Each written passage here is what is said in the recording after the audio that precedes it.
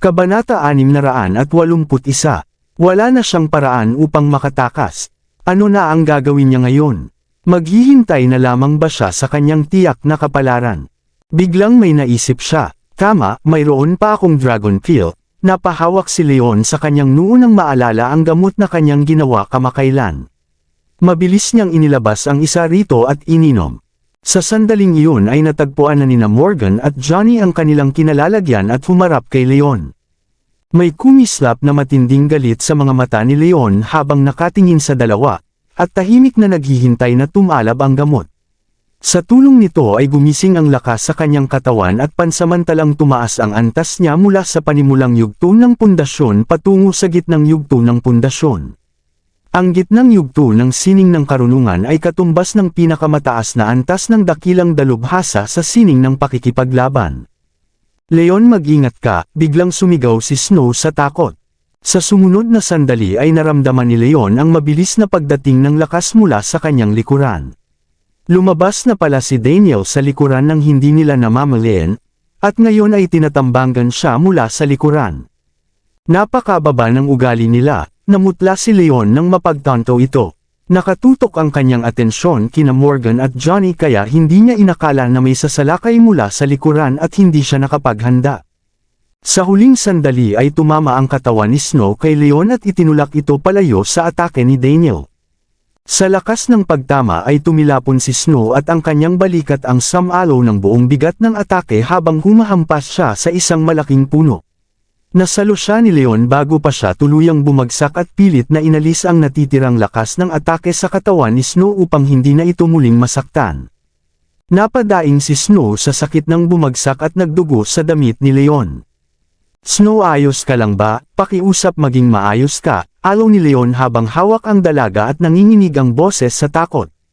Isinalo ni Snow ang atake para sa kanya at dahil nasa mataas na antas lamang ito ng likas na lakas ay tiyak na malubha ang kanyang tinamong sugat. Sa sandaling iyon ay labis na natakot si Leon sa maaaring mangyari. Ayos lang ako, sa balikat ko lang ito nasalo kaya magiging maayos din ako, namumutla na sabi ni Snow. Hindi lamang nabali ang kanyang balikat kundi nasugatan din ang kanyang loob, ngunit hindi naman ito ikamamatay. Mabuti naman kung ganoon, gumaan ng kaunti ang pakiramdam ni Leon. Leon, masyadong malakas ang mga taong ito. Wala kang laban sa kanila. Pakiusap, tumakas ka na. Huwag ka nang manatili dito dahil sa akin, nagmamadaling sabi ni Snow habang pinipigilan ang matinding sakit sa kanyang balikat. Naghanda na sana sina Morgan, Johnny at Daniel na muling sumalakay ngunit narinig nila ang sinabi nito at tumigil saglit. Kahit na nasa mataas na antas ng dakilang dalubhasa na si Leon ay kaya pa rin nila itong talunin at pigilang makatakas. Tumakas. Hinding-hindi ko gagawin iyon. Huwag kang mag-alala, Snow, sinaktan ka nila at babayaran nila ito ng mahal. May kumislap na matinding puot sa mga mata ni Leon. Para kay Leon ang kanyang mga kaibigan at pamilya ang pinakamahalaga, at hinding-hindi niya hahayaang masaktan sila kahit kaunti pa. Kaibigan niya si Snow at nasugatan ito habang ipinagtatanggol siya, kaya labis ang kanyang galit.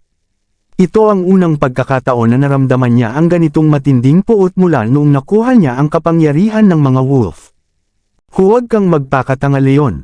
Ang tatlong ito ay marahil mga dalubhasang mandirigma na ipinadala ng Hari ng Hilaga upang patayin tayo.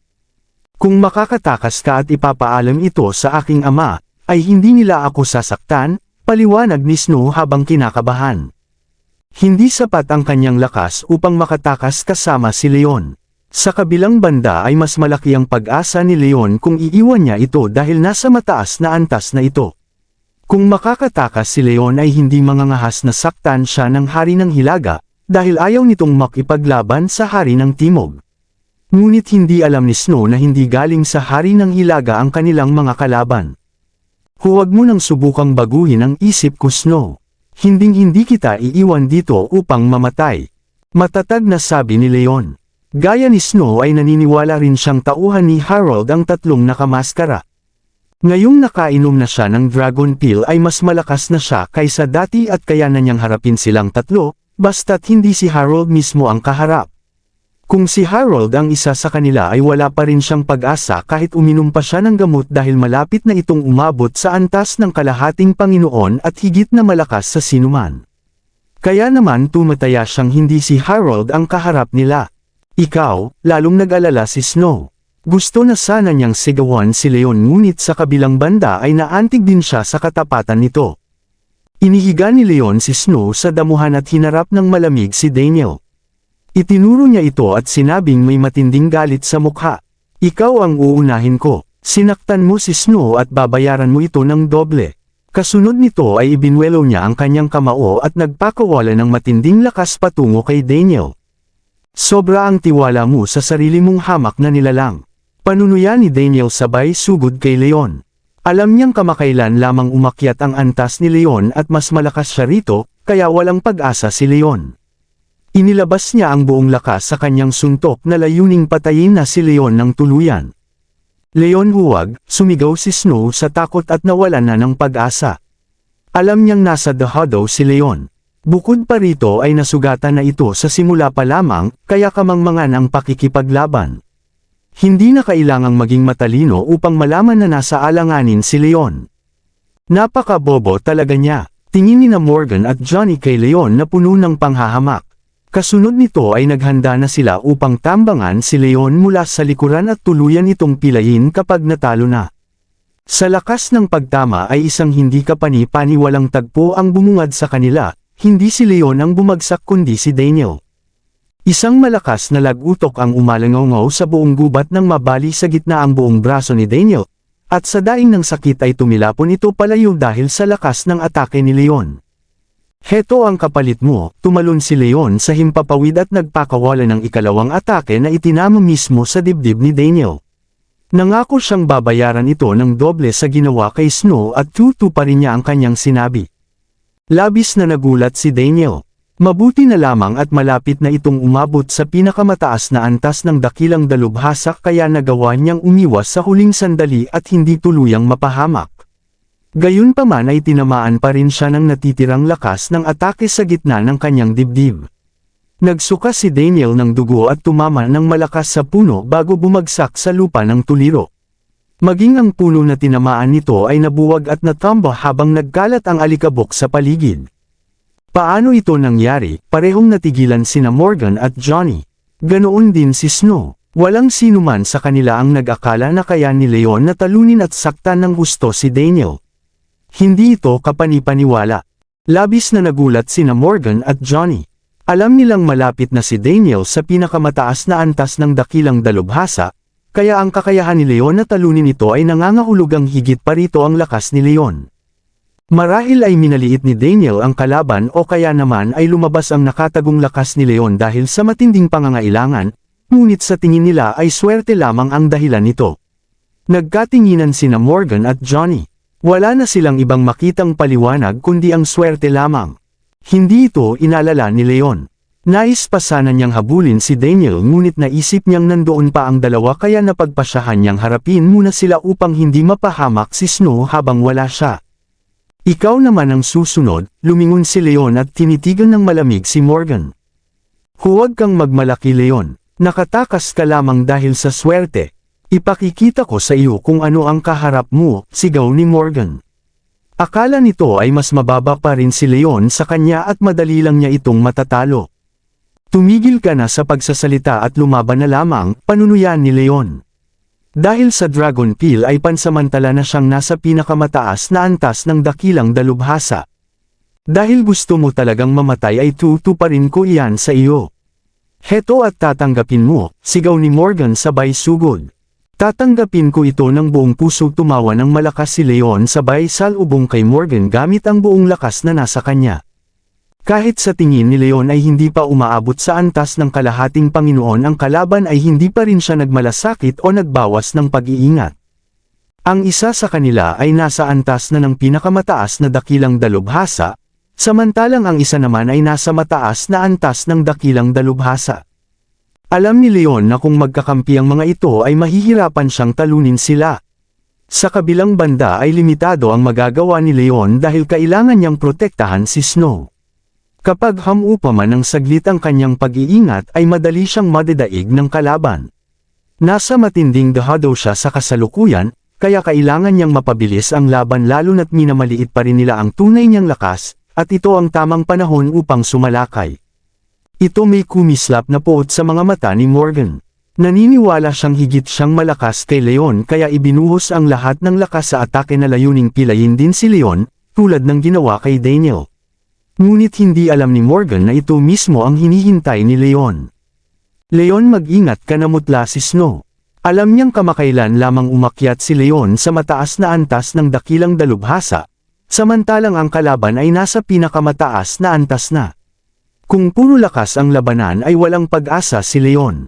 Kaya naman labis ang kanyang pag-aalala at tila tumigil ang kanyang puso sa kaba. Sa kabilang banda ay nag-aalangan si Johnny habang pinapanood ang nangyayari. Iniisip nito kung dapat ba siyang tumulong kay Morgan. Matapos makita ang ginawa ni Leon kay Daniel ay hindi maiwasang isipin na hindi lamang ito nasa mataas na antas ng dakilang dalubhasa gaya ng akala nila. Sinasabi ng kanyang pakiramdam na dapat siyang tumulong kung sakaling may mangyaring hindi maganda. Ngunit sa kabilang banda ay nag-aalala rin si Johnny na kung sasali siya ay walang haharang kina Leon at Snow kaya madali silang makakatakas. Hayaan na, siya ang pinakamahusay sa lahat at gaano man kalakas si Leon ay hindi nito kayang pantayan si Ginoong Phil. Bakit pa ako mag-aalala? Matapos mag-isip ay nagpasya na siyang magtiwala sa kakayahan ni Morgan at lumipat ng pwesto upang sumalakay mula sa likuran ni Leon. Ito ay upang pigilan silang makatakas at upang paghandaan na rin ang susunod na atake kapag natalo na si Leon. Ngunit ang desisyong ito ang naging dahilan ng pagbabago sa takbo ng laban. Gamit ang kanyang espiritual na lakas ay hinarang ni Leon ang atake ni Morgan. Nang makitang hamina na ito ay ibinalik niya ang lakas at nagpakawala ng ikalawang hampas na may antas ng pinakamataas na antas ng pagiging dalubhasa patungo sa dibdib ni Morgan. Paano ito nangyari? Natigilan si Morgan. Hindi niya inakala na may ganitong lakas si Leon. Madali sanang matatalo ni Morgan ang sinumang nasa antas na iyon, ngunit sa pagkakataong ito ay tumilapon siya at nagdugo. Mabuti na lamang at sanay na siya sa pakikipaglaban kaya hindi ito naging lubhang mapanganib, ngunit nagsilbi itong paghahanda para sa mas matinding atake ni Leon. Kabanata 685. Heto na naman panunuyan ni Leon sabay talon sa himpapawid at pagbato ng kamao kay Morgan. Habang tumilapon pa ito ay wala itong maapakan upang makapagpakawalan ng buong lakas, kaya kalahati lamang ng kakayahan nito ang nagamit. Nagpakawala ito ng mahinang suntok sa dibdib ni Leon upang ilihis ang atensyon nito at mapigil ang paghahabol. Ngunit hindi handang tumigil si Leon hanggat hindi napaparusahan ang mga umatake sa kanila. Iniwasan niya ang atake ni Morgan, ngunit hindi tumigil sa susunod na hampas. Hindi maganda ang pakiramdam ni Morgan.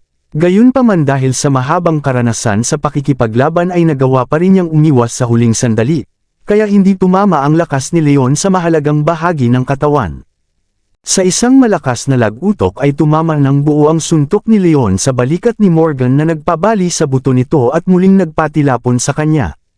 Sa sandaling iyon ay tinamaan din si Leon ng atake ni Morgan, bagaman bahagya lamang kaya napaatras ito paglapag sa lupa. Namutla siya at may tumulong patak ng dugo sa gilid ng kanyang bibig. Malinaw na sa pagsisikap na pilayin si Morgan ay napinsala rin ang sarili niyang katawan dahil sa lakas na inilabas. Mabuti na lamang at maliit na sugat lamang ang kanyang natamo, samantalang si Morgan ay nabalian ng balikat at hindi na magagamit ang isang braso. Hindi ito maaaring totoo, parehong natigilan sina Johnny at Snow. Ganoon din si Daniel na hindi makapaniwala sa nakita. Alam nilang nasa mataas na antas ng dakilang dalubhasa si Leon, samantalang nasa pinakamataas na antas naman si Morgan, ngunit nagawa pa rin siyang talunin ni Leon. Para sa kanila ay tila himala ang nangyari. Hindi nito sila maniniwala kung hindi nila ito nakita ng sarili nilang mga mata. Paano ito nangyari? Bulong ni Morgan habang pilit na tumatayo at hawak ang nasugatang balikat. Sa sandaling iyon ay naintindihan na niya kung gaano kalakas si Leon, marahil ay nasa pinakamataas na antas na ito ng dakilang dalubhada, at dahil sa madali niyang pagkatalo ay malapit na rin ito sa antas ng kalahating Panginoon. Kamakailan ay nagulat na siya sa pagiging mataas na antas ni Leon sa murang edad kaya mas lalo pa siyang nabigla sa tunay nitong lakas. Heto pa muli, nag-alala si Leon na baka sumalakay muli sina Morgan at Johnny kaya mabilis siyang tumayo at nagpakawala ng ikatlong atake patungo kay Morgan. Kapag naalis na si Morgan ay isa na lamang ang matitira na nasa mataas na antas ng dakilang dalubhasa at wala na siyang dapat ikabahala pa. Kasuklam-suklam na bagay, dumilim ang mukha ni Morgan. Dahil pili na ang isang braso ay hirap na siyang makipaglaban. Gayunpaman ay hindi siya nanatili sa pwesto at mabilis na umiwas ngunit tila sumusunod sa kanya ang lakas ni Leon kahit saan man siya magpunta. Alam niyang kapag nagkamali siya ay tiyak na mapapahamak siya. Biglang nagising na lamang si Johnny sa kanyang pagkagulat. Tinalikuran na niya ang pagharang sa kanilang pagtakas at sa halip ay sumugod kay Leon na layuning tulungan si Morgan na talunin ito. Ngunit sa muling pag-iisip ay napagtanto niyang napakalakas na ni Leon at kahit pa magsanib sila ni Morgan ay hindi pa rin tiyak na mananalo sila. Dahil dito ay nagbago siya ng isip at sa halip ay tumakbo patungo kay Snow. Napakababa ng ugali niyo, sumigaw si Leon sa galit at napilitang itigil ang atake kay Morgan. Mabilis siyang lumingon at nagpakawala ng lakas patungo kay Johnny. Dahil nakita na ni Johnny ang kakayahan ni Leon ay hindi na ito ng ahas na sumalubong at sa halip ay umiwas hanggat kaya. Maaari kang umiwas ngunit hindi ka makakatakas, panunuyan ni Leon at ginamit ang kanyang tanyag na dalawahang atake. Kahit madalas na niya itong nagagamit ay epektibo pa rin ito, na nagbuga ng lakas ng pinakamataas na antas ng pagiging dalubhasa mula sa kanyang mga palad na tumungo mismo sa dibdib ni Johnny.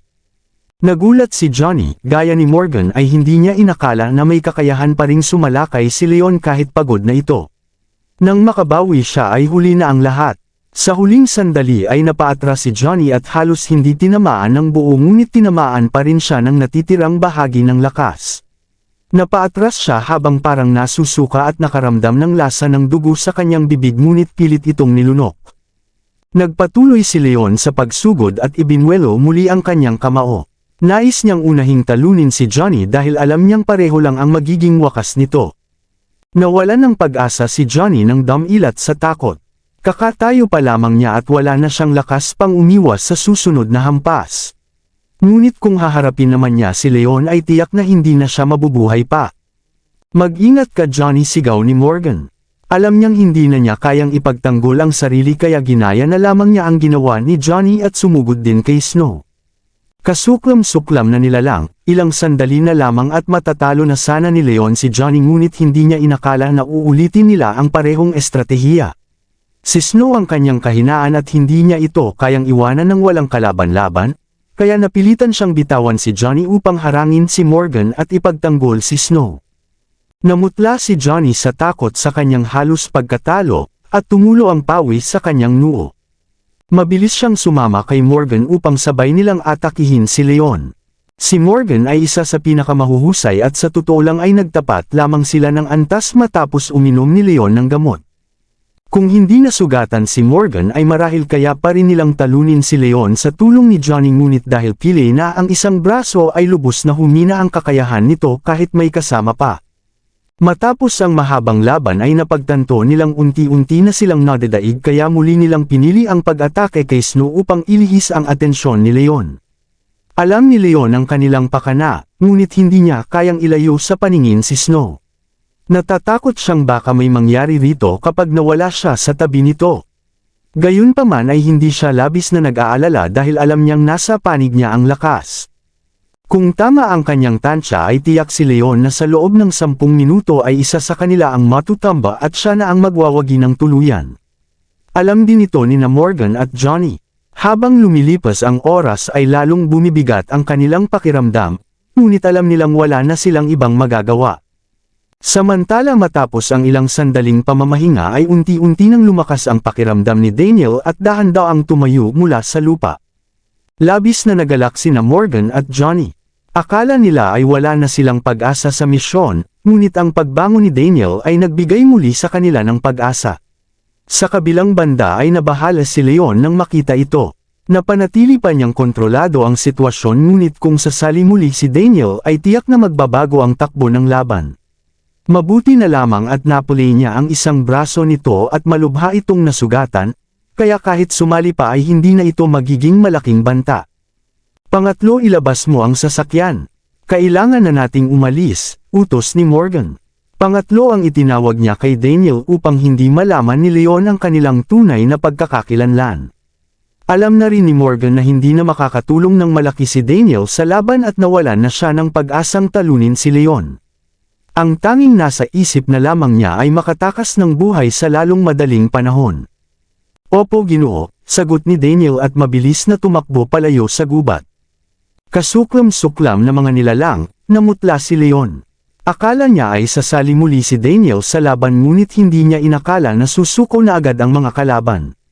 Sa kasamaang palad ay nakagapos siya sa pakikipaglaban kina Morgan at Johnny kaya wala siyang magawa upang pigilan si Daniel. Makalipas ang ilang sandali ay narinig ang tunog ng sasakyang papalapit. Hindi na ito makapasok ng malalim dahil sa siksikan ng mga puno, kaya kailangan munang ilihis ni Morgan at Johnny ang atensyon ni Leon upang makatakas sila. Labis na pinagsisisihan ito ni Morgan. Akala niya ay siya ang makakabingwit kay Leon sa daang ito, ngunit sa huli ay sila pa ang naging biktima. Kung sa mas malawak at madadaanan sana nila ito tinambangan ay mas madali sanang makatakas. Pangalawa ko na ang haharang sa kanya. Umalis ka na muna, mariing sabi ni Morgan habang nakakuyom ang mga ngipin. Alam niyang limitado na ang lakas ni Johnny at hindi nito kakayanin na harapin si Leon ng mag-isa. Kahit malubha ang kanyang nararamdaman ay hindi pa rin malayo ang kanyang kakayahan kay Leon, at kaya pa niyang pigilan ito ng ilang sandali habang tumatakas si Johnny. Naintindihan ito ni Johnny at agad na nahanap ang pagkakataong tumakas mula sa laban patungo sa pangunahing daan. Nag-alala si Leon, ngunit dahil kailangan niyang bantayan si Snow ay hindi na niya tinangkang harangin o habulin pa ito. Mabuti kung gayon dahil tumakbo na ang kasama mo ay tayong dalawa na lamang ang maglalaban. Panunuya ni Leon habang ibinubuhos ang natitira niyang lakas. Napamura na lamang si Morgan. Dahil pili na ang isang braso ay lubos na nabawasan ang kanyang kakayahan, ngunit dahil sa mahabang karanasan bilang isa sa pinakamahuhusay na mandirigma ay mabilis pa rin siyang nakapag-iisip ng gagawin. Napakababa mong nilalang sumiklab ang galit ni Leon at nagpakawala muli ng malakas na lakas patungo kay Morgan upang pilitin itong tumigil. Ngunit determinado si Morgan na makakuha ng kahit kaunting kalamangan. Hindi inintindi ang mga atake ni Leon at ibinwelo pa rin ang kamao patungo kay Snow. Labis na natakot si Snow. Napaatras siya sa takot habang pilit na umiiwas ngunit malayo ang kanyang kakayahan kumpara kay Morgan. Gaano man siya magsikap ay hindi siya makatakas sa abot nito. Napakuyom ang mga ngipin ni Leon. Alam niyang ginagamit ni Morgan si Snow upang ilihis ang kanyang atensyon. Kung hindi niya ito tutulungan ay madali niyang matatalo si Morgan sa isang suntok lamang, ngunit sa kabilang banda ay madali rin namang mapapatay o masasaktan ng husto si Snow. Sadyang ginagawa ito ni Morgan upang makakuha ng oras para makatakas. Naging matagumpay ang kanyang plano, hindi kayang iwan ni Leon si Snow kaya napilitan siyang tumigil sa paghahabol at tumayo sa pagitan nila upang ipagtanggol ang dalaga. Nang makitang gumana ang pakana ay tumalon pa atras si Morgan at naghandang tumakas. Hindi ka makakatakas sa akin, galit na sigaw ni Leon habang nagpapakawala ng lakas. Ngunit handa na si Morgan at sumalubong ng sipa. Sa lakas ng pagtatama ng sipa sa suntok ni Leon ay tumilapon ito palayo patungo sa naghihintay na sasakyan. Muli na namang ginamit ni Leon ang kanyang tanyag na dalawahang atake ngunit masyado nang malayo si Morgan upang tamaan nito. Napakababa ninyo ng ugali, puno ng galit na inilabas ni Leon ang tatlong karayom at ibinato ito. Mabilis na humagibas ang mga karayom sa pinuntahan ni Morgan. Labis na nagulat si Morgan. Hindi niya inakala na may itinatagong sandata si Leon. Iwinasiwas niya ang kanyang manggas upang harangin ang dalawa, ngunit ang isa ay tumagos at tumama sa kanyang palad. Sa sandaling iyon ay nakarating na siya sa sasakyan at mabilis na sumakay. Agad na pinaharurot ni Daniel ang sasakyan at naglaho ito sa di kalayuan. Gaano man kalaki ang galit ni Leon sa pagtakas nila, ay alam niyang wala na siyang magagawa pa. Leon, ayos ka lang ba? Lumapit si Snow sa kanya na namumutla. Kitang-kita ang pag-aalala sa mukha nito at may halong tuwa dahil nakaligtas sila. Noong una ay nawalan na siya ng pag-asa nang makitang tatlong malalakas na mandirigma ang kanilang kaharap. Ngunit labis siyang nagulat nang iligtas sila ni Leon at nagawa pa nitong saktan silang lahat. Kung hindi sana siya naging pabigat ay tiyak na madali silang matatalo ni Leon. Gayunpaman alam niyang nasugatan din si Leon, kaya labis siyang nag-aalala rito. Ayos lang ako, umiling si Leon. Snow, nasugatan ang balikat mo kanina. Umupo ka muna at titingnan ko. Alam ni Snow na bihasa si Leon sa panggagamot kaya agad siyang umupo sa tabi ng puno at iniabot ang kanyang kamay upang suriin. Maraming salamat sa lahat ng sumusubaybay. Please subscribe and follow my YouTube and Facebook channel, Filipino Novel. Maraming salamat po. Sinuri muna ni Leon ang palso ni Snow at dahan daw ang hinawakan ang nabaling balikat nito upang masilayan ang sugat. Masakit na padaing si Snow sa haplos ni Leon. Snow, hindi ako makapaniwala sa ginawa mo. Bakit mo ipinilit na ipagtanggol ako? Nawala ka na ba sa sarili mo? Puno ng pagsisisi si Leon. Kung lumipat man lang ng ilang pulgada ang atake ni Daniel ay tumama sana ito sa puso at baga ni Snow, at hindi na ito makakausap pa niya ngayon. Nangako akong ituturing kang kapatid ko, at hindi ba normal na isalba ng kapatid ang kanyang kapatid? Bukod pa rito ay balikat ko lang naman ang nasaktan, pagsisikap na pinakalma siya ni Snow. Kapatid, natigilan si Leon at naramdaman ang matinding damdamin. Wala siyang magulang mula pagkabata at hindi pa naranasan ang init ng pagmamahal ng pamilya. Noong sinabi ni Snow na ituturing siyang kapatid ay akala niya ay biro lamang ito, at hindi niya inakalang seryoso pala ito. Isinalba siya ni Snow na parang tunay na kapatid kaya gumaan at uminit ang pakiramdam ni Leon sa kanyang puso. Tama ka, Snow. Mula ngayon ay ikaw na ang kapatid ko, ngumiti si Leon habang nangingilid ang luha ngunit pilit niya itong pinipigilan. Labis ang kanyang tuwa sa sandaling iyon. Anong nangyayari, Leon? Nagtanong si Snow nang mapansin ang pagbabago sa kanyang damdamin. Wala naman. Hayaan mo na akong gamutin ka, Snow. Mabilis na ibinaling ni Leon ang usapan. Tumango si Snow at sa tulong ni Leon ay dahan daw ang ibinaba ang manggas ng damit upang makita ang balat ng kanyang balikat. Nakasuot si Snow ng kulay kremang masikip na maikling damit, kaya sa pagbaba ng manggas ay bahagyang bumukas din ang kwelyo nito. Natigilan si Leon. Kilala si Snow bilang napakagandang babae na may nakakaakit na anyo. Ang kanyang bawat galaw at tindig ay tila humahatak sa sinumang lalaking makakakita sa kanya. Inaamin ni Leon na kahit si Iris ang itinuturing na pinakamaganda sa apat na kagandahan ay walang duda na si Snow naman ang pinaka-nakakaakit. Kaya niyang makuha ang kahit sinong lalaking naisin niya. Leon, ano ang iniisip mo? Namula si Snow at nakaramdam ng kaunting kaba. Nag-iisip lang ako kung paano sisimulan ang paggamot sa sugat mo. Nagpakita ng hiya si Leon at agad na ibinaling ang tingin.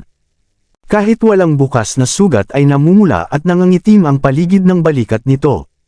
Ang mga circulation pills ay espesyal na gamot na gawa ni Leon na mabilis na nakapagpapagaling at nakapagpapanumbalik ng lakas.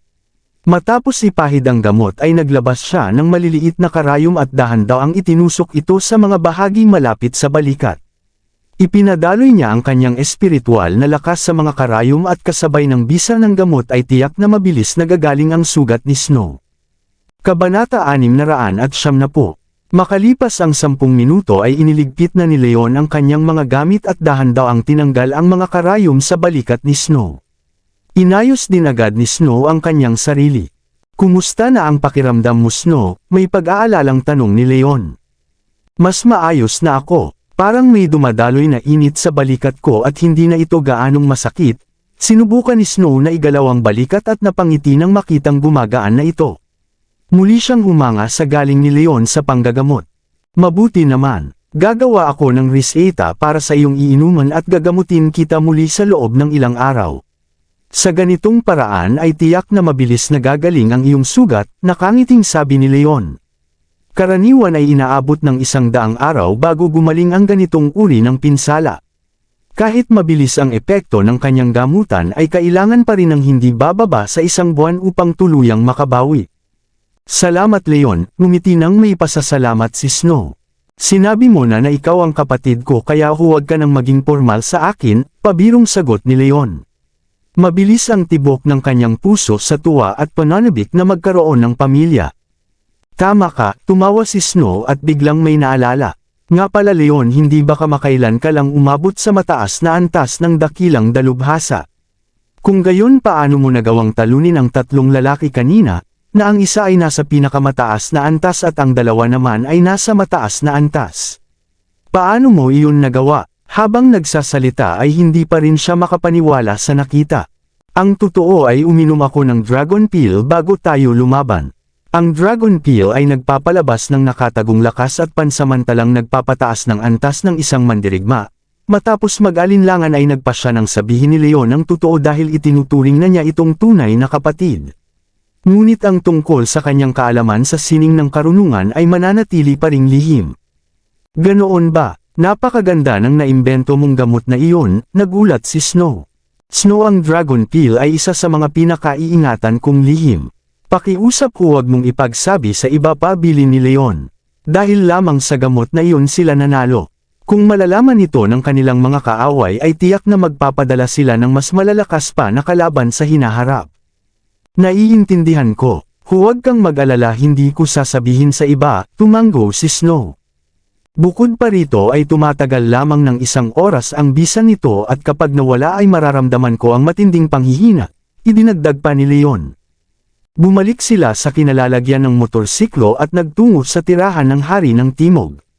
Ngunit malapit na sana silang makarating nang magsimulang hamupa ang bisa ng gamot at unti-unting nanghina si Leon.